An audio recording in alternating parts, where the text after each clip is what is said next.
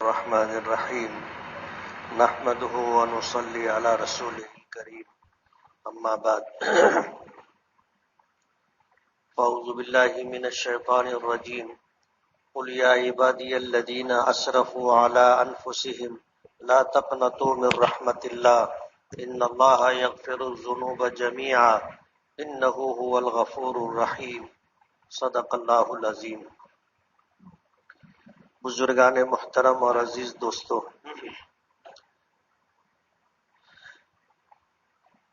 اللہ پاک نے ہمیں ایک اور شب برات عطا کی۔ اس رات کی قدر دانی کرنے والوں نے اس رات کو پوری طرح وصول کیا، اور جن کے حصے میں سعادت نیک بختی مقدر نہیں تھی، انہوں نے اس رات کو بقیہ گزری ہوئی راتوں کی طرح گزار دیا۔ یہ اللہ تعالیٰ کا انصاف ہے کہ اللہ سب کو موقع دیتا ہے۔ کل قیامت کے دن اللہ کی بارگاہ میں کوئی یہ نہیں کہہ سکے گا کہ اللہ آپ نے مجھے موقع نہیں دیا تھا۔ اگر آپ نے موقع دیا ہوتا تو میں یوں کرتا، میں یوں کرتا، میں یوں کرتا۔ یہ اللہ کا انصاف ہے کہ اللہ سب کو موقع دیتا ہے، اور اللہ نے اپنے بندوں کے ساتھ اپنے جو معاملات رکھے ہیں وہ انتہائی عجیب و غریب ہیں۔ میں نے قرآن کریم کی جس آیت کی تلاوت کی ہے اس کا ترجمہ ہے کہ محمد صلی اللہ علیہ وسلم آپ کہہ دیجئے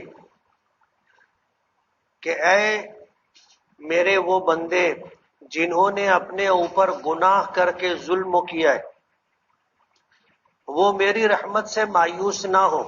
لا تقنطوا من رحمت اللہ، وہ اللہ کی رحمت سے مایوس نہ ہو۔ ان اللہ یغفر الذنوب جميعا، اللہ تعالیٰ تمام گناہوں کو بخشے دے گا، بے شک وہ بڑا بخشنے والا اور بہت مہربان۔ کل قیامت کے دن جب بندے اللہ کی بارگاہ میں پیش ہوں گے تو اس میں سبھی طرح کے لوگ ہوں گے۔ وہ لوگ جو ایمان لائے وہ بھی ہوں گے، جو نہیں ایمان لائے وہ بھی ہوں گے۔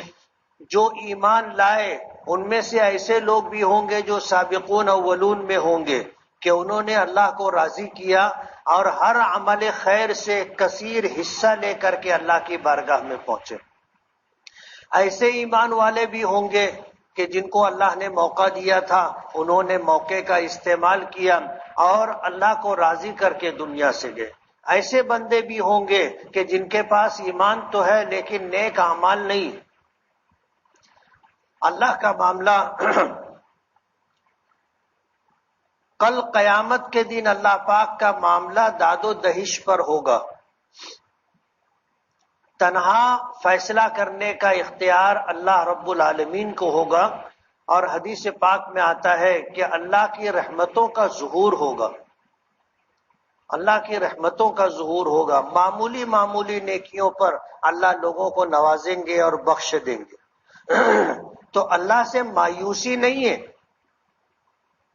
اللہ سے مایوسی نہیں ہے، لیکن اس دنیا میں اللہ نے ہمیں جس مقصد کے لیے بھیجا ہے اس مقصد کو پیش نظر رکھ کر کے زندگی گزارنا چاہیے۔ امت محمدیہ کے ساتھ اللہ پاک کا بڑا خصوصی کرم کا معاملہ ہے، بڑا خصوصی کرم کا معاملہ ہے۔ حدیث پاک میں آتا ہے کہ اللہ تعالیٰ نے بنی اسرائیل کو بھیجا،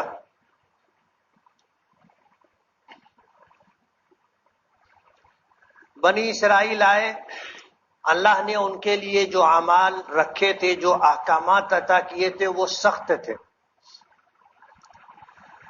ان کے بعد حضرت عیسیٰ علیہ السلام آئے، ان کی امت تھی عیسائی، ان کے لیے احکامات تھے وہ کچھ مختلف تھے۔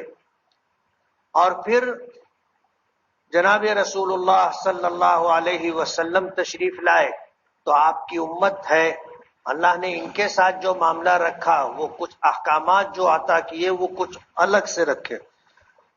دین کی بنیاد ایک ہے، اللہ کی وحدانیت، انبیاء کرام علیہم الصلاۃ والسلام کی رسالت کا اقرار و اعتراف اور آخرت، حضرت آدم علیہ نبینا علیہ الصلاۃ والسلام سے لے کر کے سرکار دو عالم صلی اللہ علیہ وسلم تک یہ بنیادیں باقی رہی، اس میں کوئی فرق نہیں آیا۔ احکامات بدلے کہ بنی اسرائیل پر 2 وقت کی نماز تھی، ہم پر 5 وقت کی نماز ہے، ان پر 1 دن کا روزہ عاشورے کا فرض تھا، ہم پر پورے رمضان المبارک کے روزے فرض ہیں۔ احکامات میں فرق رہے، اعمال میں فرق رہے، دین کی بنیاد عقیدوں میں فرق نہیں رہا۔ اس لیے ہمیں جو دین دیا گیا ہے یہ کامل و مکمل ہے، لیکن جسے اسلام کہیں گے اس کی جو بنیاد ہے یہ بنیاد حضرت آدم علیہ الصلاۃ والسلام کے زمانے سے چلی آ رہی، اس میں فرق نہیں ہے۔ بعض لوگوں کو غلط فہمی ہوتی ہے، وہ کہتے ہیں کہ تمہارا جو مذہب ہے اس کو 1400 سال ہوئے،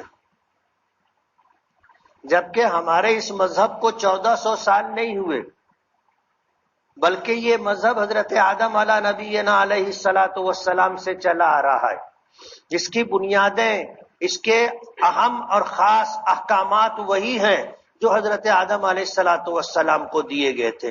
احکامات کم زیادہ ہوتے رہے، جیسے میں نے نماز کی، روزے کی مثال دی، لیکن اللہ کو ایک ماننا حضرت آدم کے زمانے سے ہے، نبیوں کی نبوت و رسالت پر ایمان حضرت آدم کے زمانے سے ہے، آخرت میں حساب و کتاب کے لیے پیشی، جنت و جہنم کا وجود، یہ عقیدہ حضرت آدم علیہ نبینا علیہ الصلاۃ والسلام سے چلا آ رہا ہے۔ تو کہنے کا مطلب یہ ہے کہ ہم پر اللہ پاک کا خاص کرم رہا، اور وہ یہ کرم رہا کہ اللہ پاک نے ہمیں عمریں کم دی، اعمال کے مواقع خوب عطا کیے، اعمال کے مواقع خوب عطا کیے۔ آپ دیکھو حضرت آدم علیہ الصلاۃ والسلام کی عمر 1000 سال سے زیادہ تھی، جب ان کی عمر 1000 سال سے زیادہ تھی تو ان کی جو اولادیں تھیں، ان کی جو امت تھی، ان کی بھی عمریں ایسی تھی۔ حضرت نوح علیہ الصلاۃ والسلام کے متعلق آتا ہے کہ 950 سال تک انہوں نے تبلیغ کی، عمر ان کی بھی 1000 سال سے زیادہ تھی۔ دنیا مشقت کی جگہ ہے، یہاں رہ کر کے اتنے لمبے عرصے تک انہیں اللہ کے احکامات کی تابعداری و پاسداری کرنی پڑی۔ آپ اندازہ کرو، یہ دنیا مشقت کی جگہ ہے اور اللہ نے اتنی لمبی لمبی عمریں انہیں دی تھی، لیکن اس امت کو اللہ پاک نے 60-70 سال کی عمر دی۔ یہ اللہ کا انصاف ہے کہ اللہ نے ان کو زمانہ دیا تھا نیکی کرنے کے لیے، اور اللہ نے ہم کو زمانہ کم دیا تو مواقع زیادہ عطا کیے۔ آج ماں باپ کو محبت کی نظر سے آپ دیکھیں گے، اللہ حج عمرے کا ثواب دے گا۔ حج عمرہ کرنے جاؤ تو معلوم ہوتا ہے کہ کتنے پیسے لگتے ہیں اور کتنی مشقت اٹھانی پڑتی ہے، لیکن اللہ نے وہ اجر و ثواب تمہارے گھر میں رکھا ہے۔ اپنے ماں باپ کی اطاعت، فرما برداری اور انہیں محبت کی نظر سے دیکھنے پر اللہ مقبول حج عمرے کا ثواب عطا کرتے ہیں۔ یہ اللہ نے مواقع عطا کیے، اور جن کاموں پر پیچھے نیکیاں نہیں ملتی تھیں، اس امت کو اللہ پاک ان کاموں پر اجر عطا کرتے۔ جیسے ہم کھانا کھاتے، یہ ہماری ضرورت ہے، ہم سوتے ہیں، یہ ہماری ضرورت ہے، ہم کپڑا پہنتے ہیں، یہ ہماری ضرورت ہے، ہم اپنے معمولات کو پورے کرتے ہیں، جو ضروری تقاضے ہیں وہ ہماری ضرورت ہے۔ لیکن اللہ پاک نے اپنے محبوب کی برکت سے جو اعمال دائرے کی عبادت ہے، جیسے نماز ہے، روزہ ہے، حج ہے، زکوٰۃ ہے، اس پر اجر و ثواب ملتا ہے۔ اسی طرح جو عبادت نہیں ہے بلکہ ضرورت ہے ہماری، ہم اگر شریعت کی مطابق، احکام کے مطابق اور نبی کریم صلی اللہ علیہ وسلم کی سنتوں کے مطابق اگر وہ امور انجام دیتے ہیں تو اللہ اسے بھی عبادت بنا دیتا ہے۔ کھانا ہم کھائیں ہاتھ دھو کر، دسترخوان بچھا کر، اللہ کا نام لے کر کے کھانا کھائیں، جو سنت ہے اس کو پیش نظر رکھیں تو ہمارا کھانا بھی عبادت ہے۔ سنت کے مطابق سوتے ہیں تو سونا بھی عبادت ہے، سنت کے مطابق کپڑا پہنے تو کپڑا پہننا بھی عبادت ہے، حتیٰ کہ بیت الخلا جانا اور آنا ظاہر بات ہے، یہ تو وہ تقاضا ہے کہ آدمی کہیں اس کے بغیر رہ ہی نہیں سکتا.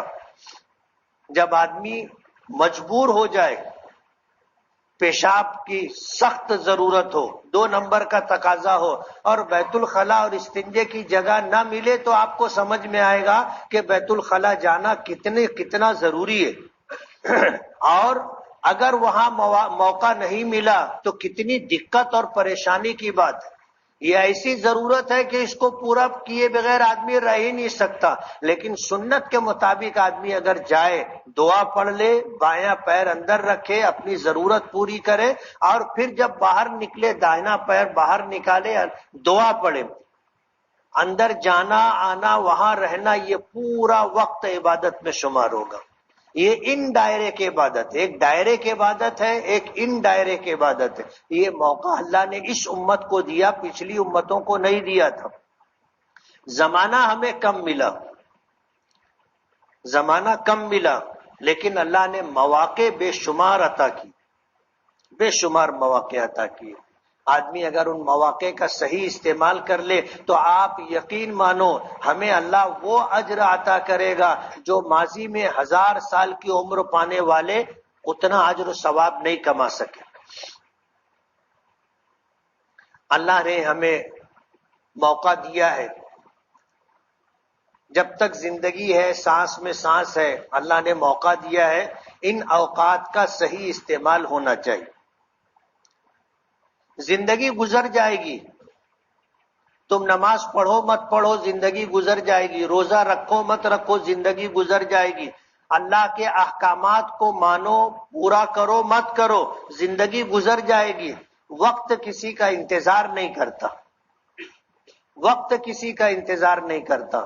اللہ نے یہ موقع دیا ہے، ہم اس دنیا میں آئے ہیں اللہ کے احکامات کو پورا کرنے کے لیے. اس حال میں دنیا سے جانا کہ اللہ ہم سے راضی ہو، یہ دنیا میں آنے کا مقصد ہے. رات ہم نے عبادت کی، احتساب ہونا چاہیے. ہمیں اس بات کا احساس ہونا چاہیے کہ ہم نے کیا کیا، ہم نے کیا کیا. جب ہم اپنا حساب لیں گے تو ہمیں پتا چلے گا کہ ہم کہاں ہیں، نفع میں ہے نقصان میں ہے. یہ کب پتا چلے گا؟ جب ہم اپنا جائزہ لیں گے. اللہ نے تو نوازا. نبی کریم صلی اللہ علیہ وسلم نے فرمایا کہ ایک مزدور تھا، اس نے صبح سے لے کر کے دوپہر تک کام کیا. دن بھر کے لیے اس کی اجرت طے تھی کہ صبح سے شام تک کام کرو گے 1 درہم اجر مزدوری ملے گی.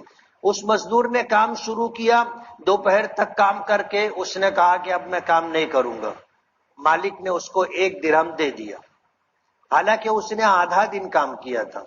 دوسرا مزدور آیا، اس نے کام کرنا شروع کیا، اس نے ظہر سے عصر تک کام کیا. اس کی اجرت طے تھی 1 درہم، لیکن اجرت طے وقت طے تھا ظہر سے لے کر کے شام تک. اس نے عصر تک کام کیا، کام چھوڑ دیا، اس کو اس کی مزدوری 1 درہم دے دی گئی. حالانکہ کام کم کیا تھا، مزدوری زیادہ ملی. اس کے بعد تیسرا مزدور آیا تو تیسرے مزدور نے عصر سے لے کر کے مغرب تک کام کی، اس کی اجرت 2 درہم طے ہوئی تھی. مزدوری طے ہوئی 2 درہم، اور عصر سے مغرب تک کا وقت کام کرنے کے لیے اس نے کام کیا، اس کو 2 درہم ملا. پہلے دونوں مزدوروں نے اعتراض کیا کہ پہلے والے نے کہا میں نے تو بہت دیر کام کیا، فجر سے لے کے ظہر تک کام کیا. اللہ پاک نے فرمایا کہ تمہاری اجرت تم کو کم ملی ہے. کہا کہ نہیں. کہا کہ جو مزدوری طے ہوئی تھی وہ پوری دے دی گئی، کام تم نے کم کیا. یہی حال دوسرے مزدور کا. اور ان کے اعتراض پر اللہ پاک نے فرمایا کہ یہ تو میری مرضی ہے کہ میں جس سے کام کم لینا چاہوں، اجرت زیادہ دینا چاہوں، میں دے سکتا ہوں. تمہیں اعتراض کا کوئی حق نہیں ہے. تمہاری مزدوری طے ہوئی تھی صبح سے شام تک 1 درہم، آدھے دن پر میں نے 1 درہم دیا. دوپہر سے شام 5 بجے تک، شام تک تم نے 5 بجے تک کام کیا، تم کو پوری مزدوری دی. باقی مزدوروں کو کیا دینا ہے، کیا کام لینا ہے، وہ ہم حضور نے فرمایا کہ پہلا جو مزدور تھا یہ یہودی ہیں، دوسرا جو مزدور تھا وہ عیسائی ہیں، ہم تیسرے مزدور ہیں کہ ہم کو کام کم لیا گیا ہم سے کام، اور اجرت ہم کو زیادہ دی گئی۔ یہ اللہ کا ہم پر کرم ہے اور احسان ہے، اس لیے اس کی قدر دانی ہونی چاہیے۔ رات اللہ نے ہمیں عطا کی تھی، اللہ سب کو موقع دیتا ہے، اور پھر ہر آدمی اپنے اپنے ذوق کے مطابق، مزاج کے مطابق، عادت کے مطابق کام کرتا ہے۔ اللہ تعالیٰ اس رات میں کی گئی تمام عبادتوں کو قبول فرمائے۔ جن لوگوں نے دعاؤں کا اہتمام کیا اللہ ان کی دعاؤں کو قبول فرمائے، جنہوں نے توبہ کی اللہ ان کی توبہ قبول فرما کر توبہ پر استقامت عطا فرمائے، جن لوگوں نے اپنی دنیا اور آخرت کی حاجتیں ضرورتیں اللہ کے سامنے پیش کی تھی اللہ تعالیٰ سب کی حاجتیں ضرورتیں پوری فرمائے۔ اللہ ہمیں نیکی کے ساتھ لمبی عمر عطا فرمائے اور نیکی کے مواقع دیے ہیں، اللہ ہمیں اس کی قدر دانی کی توفیق دے۔ وآخر دعوانا ان الحمدللہ رب العالمین۔ جن ساتھیوں نے سنت نہ پڑھی ہو وہ سنت پڑھ لیں۔